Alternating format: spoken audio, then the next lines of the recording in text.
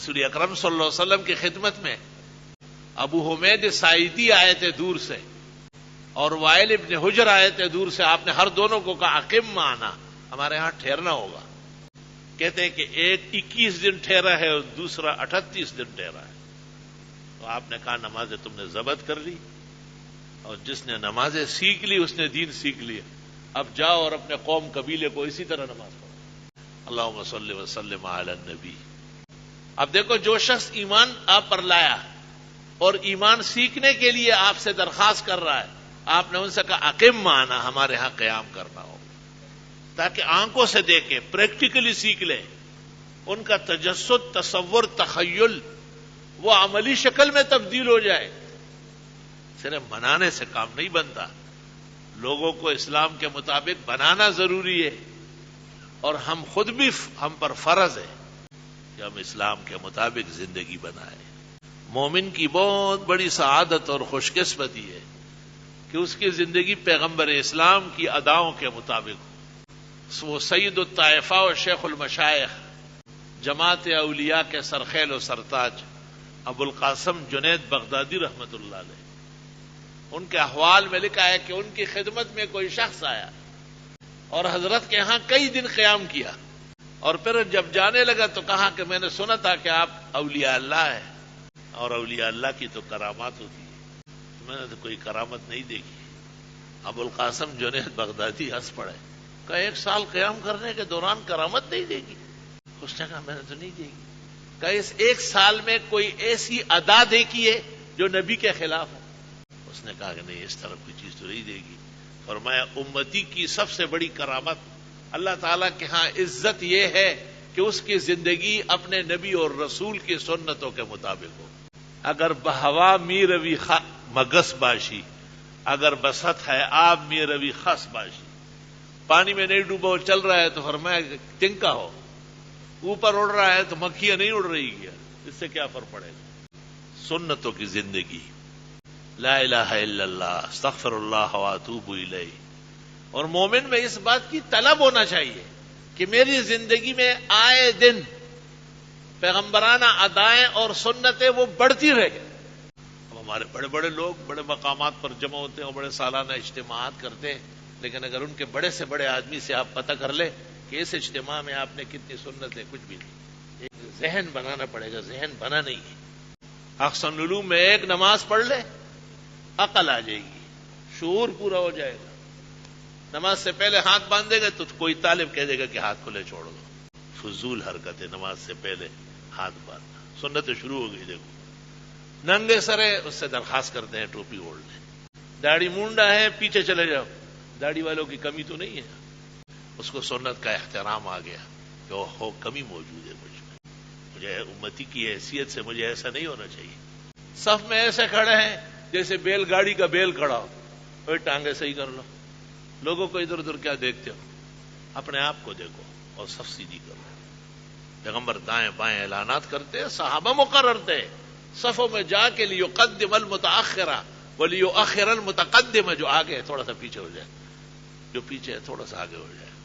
اور وہ سارے واپس آتے تھے اور حضرت پوچھتے تھے تو وہ کہتے استو, ٹھیک ہو گئے جی, ٹھیک ہو گئے, اللہ ہو. نماز ختم ہو گئی, اب بیٹھا ہوا ہے, اس کو کہتے ہیں سنت ہے باقی. القیام الی السنت متصلا بالفرض مسنون. فقہاء اور محدثین کا اجماع ہے کہ جن نمازوں کے بعد مؤکد سنتیں ہیں, تسبیحات یا استغفار یا آیت الکرسی کے بہانے بیٹھنا خلاف سنت اور منع ہے. سنتوں کے لیے قیام کرنا. صحیح مسلم میں ام المومنین کی روایت ہے کہ اللہم انت السلام او بمقدارہا, مختصر دعا و کلمات پڑھ لیے جائے اور پھر سنتوں کے لیے اٹھ کھڑے ہو. یہ بیٹھا ہوا ہے اور یہ احسن علوم ہے. یہاں تو اللہ تعالیٰ نے سنتوں کی بارش فرمائی ہے. بھائی اٹھو اور سنتیں پڑھو. سنتوں کے بعد تسبیحات دونوں ہاتھوں سے, اس کو کہا صرف دائیں ہاتھ سے. سر پہ ہاتھ رکھ کے الٹے ہاتھ سے, اس کو کہا سر پہ ہاتھ رکھ کے. اور اس وقت پڑھنا تو ثابت ہے, اس وقت الٹے ہاتھ سے گنتی ثابت نہیں ہے, یہ شیطان کا کام کرتا ہے. اللہ تعالیٰ کا لاکھ لاکھ شکر و کرم ہے, جب وہاں سے داخل ہوں گے تو سنت یاد آ جائے گی کہ بھائی پہلے بائیں جوتے سے جوتے کو پیر سے اتارو، بایاں پیر نیچے رکھو، یہی حکم جرابہ پہننے اتارنے کا بھی ہے۔ پھر دائیں پیر سے جوتا اتارو اور مسجد میں داخل کرو، اللہم افتح لی ابواب رحمتک کا درود شریف پڑھ لو۔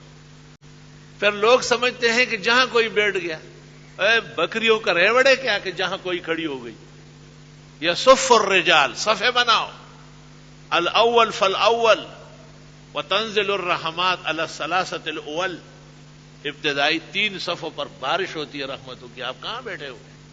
مجھے یاد نہیں ہے کہ پاکستان بھر میں کہیں کوئی یہ یاد دلاتا ہے، مسئلہ متفق ہے، نور النظام میں، قدوری میں، کنز الدقائق میں، شرح الوقایہ میں، ہدایہ میں، خلاصہ میں، تبیین میں، حامدیہ میں، بحر میں، نہر میں، فتح القدیر میں، عنایہ میں، بنایہ میں، شرح چلپی میں، ہر کتاب جس پر حنفی نام لکھا ہے وہاں لکھا ہوا ہے کہ لوگ صفوں کی شکل میں بیٹھتے رہے، صفوں کی شکل میں بیٹھتے رہے۔ اور لوگ ذرا خیال نہیں کرتے۔ ایک بڑا مولوی یہاں آیا، کالی پگڑی، کالا چشمہ، کالی داڑھی، جوان ہے، کالا جبہ، کالے جرابے۔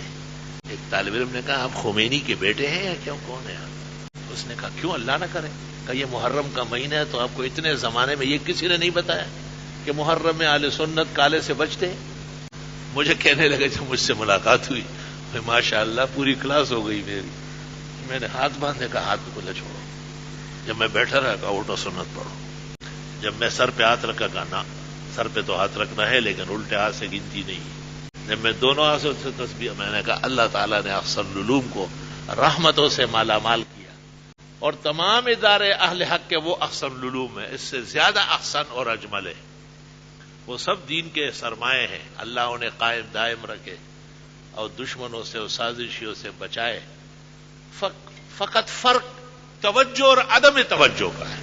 وہ ہم بتاتے ہیں کہ بھئی دایاں بایاں پر کرو، یہ جیسے ہم نماز میں ہاتھ باندھتے ہیں، یہ آئیڈل عمل ہے، رہنما عمل ہے کہ ہماری قمیض، ہماری واسکٹ، ہماری صدری، ہمارا کوٹ، شیروانی دائیں بٹن پٹی بائیں پر ہونا چاہیے۔ جس طرح ہم نماز میں ہاتھ باندھتے ہیں تو کبھی کہتے ہیں جی عورتوں کی طرح، میں نے کہا عورت بھی دائیں ہاتھ بائیں پہ اور مرد بھی دائیں ہاتھ بائیں پہ، یہ دونوں میں کوئی فرق نہیں ہے، برابر ہے شرائع کے اعمال میں، یہاں کوئی امتیاز نہیں۔ پھر کہتے ہیں کسی کتاب میں لکھا ہے، میں نے کہا کتاب کا تو وہ پوچھے جس کو کبھی یہ غیرت آئی ہو کہ کتابیں دیکھنا ضروری ہے۔ جنہوں نے کتاب کے نام پر خالی لوٹ مار کیا ان کو کیا حق ہے کتاب کا نام پوچھنا؟